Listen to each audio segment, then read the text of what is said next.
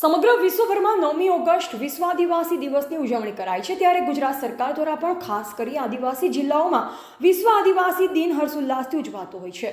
ત્યારે નવસારી શહેરમાં પણ વિશ્વ આદિવાસી દિનની ઉજવણી કરવામાં આવી હતી। 9મી ઓગસ્ટ એટલે વિશ્વ આદિવાસી દિવસ વર્ષ 1982માં સંયુક્ત રાષ્ટ્ર સંઘ દ્વારા એક સમિતિની રચના કરવામાં આવી, જેની પ્રથમ બેઠક એ જ વર્ષની 9 ઓગસ્ટે મળી હતી। 10 વર્ષ પછી વર્ષ 1992માં બ્રાઝિલના રિયો ડી જાનેરો ખાતે પૃથ્વી પરિષદનું આયોજન કરાયું, જેમાં 68 જેટલા દેશોના 400 આદિવાસી આગેવાનોએ ભાગ લઈ વિશ્વ સમાજ સમક્ષ આદિવાસીઓને પ્રકૃતિને બચાવી લેવાના વૈશ્વિક જાગૃતિ અભિયાન માટે અપીલ કરી હતી।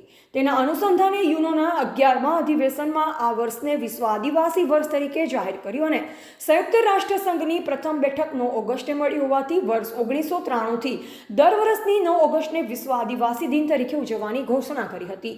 ત્યારે આજરોજ નવસારી શહેર તેમજ આજુબાજુના વિસ્તારોમાંથી મોટી સંખ્યામાં આદિવાસી લોકો ભેગા મળી આજરોજ જનજાગૃતિ સમિતિ નવસારી દ્વારા ફુવારા ખાતેથી નીકળેલ રેલીમાં બાળકો, પુરુષો, મહિલાઓ તેમજ મોટી સંખ્યામાં આદિવાસી લોકો જોડાયા હતા અને પરંપરાગત રીતે ઘેરિયાઓએ નૃત્ય કર્યું અને બાળકો દ્વારા એક ડાન્સ પણ રજૂ કરવામાં આવ્યો હતો।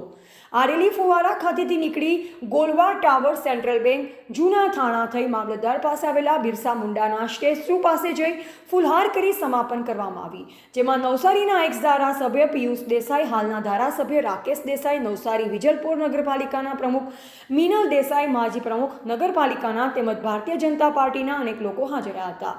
ટીવીટી ન્યૂઝ નેટવર્ક સાથે રિપોર્ટર રસિક ભાણા, નવસારી।